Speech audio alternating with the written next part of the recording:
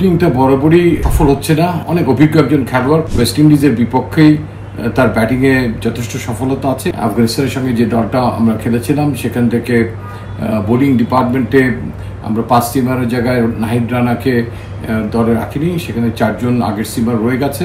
টিমটা বরাবরই সফল হচ্ছে না, স্পেশালি 50 ওভারের খেলা আমরা চাই যে একটু ডিপে পর্যন্ত যেন কেউ খেলতে পারে।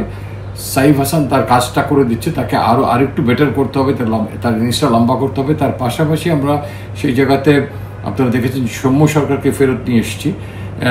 তিনি অনেক অভিজ্ঞ একজন খেলোয়াড়, প্রায় 80টার মতো বা ওডিআই খেলে ফেলেছেন, প্রায় 10 বছর ধরে খেলছেন এবং গত বছরের শেষে নভেম্বরের দিকে ওয়েস্ট ইন্ডিজের বিপক্ষেই তার ব্যাটিংয়ে যথেষ্ট সফলতা আছে এবং সেই দলটার সঙ্গে আমরা খেলছি।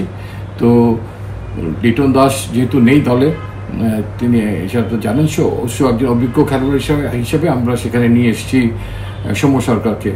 এবং দলের মিডল অর্ডারটা যথেষ্ট ভুগেছে, প্রায় সবাই বলতে পারেন ভুগেছে, রান খরায় আছে। তো সেই জায়গাতে আমরা মাহিদুল ইসলাম অঙ্কনকে এনেছি। আমরা 2027-এ নেক্সট বিশ্বকাপটা ওয়ানডে ইন্টারন্যাশনালে বাংলাদেশ খেলবে, সেখানের কলেবরটাকে বৃদ্ধি করার জন্য যারা সম্ভাব্য কম্পিটেন্ট থাকবেন তার মধ্যে থেকে মাহিদুল ইসলামের নামটা, অঙ্কনের নামটা নিশ্চয়ই অনেক উজ্জ্বল। তো তাকে এনে এই ডেপথটা বাড়িয়েছি, যেখানে টিম ম্যানেজমেন্ট এবং ক্যাপ্টেনের একটা চয়েস থাকবে। ব্যাটিং খুব একটা ভালো করতে পারেনি, 1-2 জনকে কিছু ম্যাচের জন্য ব্রেক আমরা দিতে পারবো, সেই সুযোগটাও এখানে তৈরি করে দেওয়া হয়েছে অঙ্কনকে নিয়ে।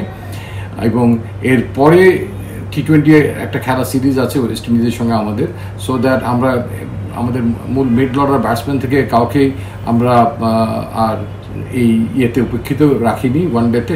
সবাই যারা দলের সঙ্গে ট্রেনিংয়ে থাকে, তো সেই কারণেই মিড অর্ডারে জাস্ট একটা অ্যাড করা হয়েছে, এখান থেকে কাউকে আর বিয়োগ করা হয়নি এবং দলটা 16 জনেরই রাখা হয়েছে।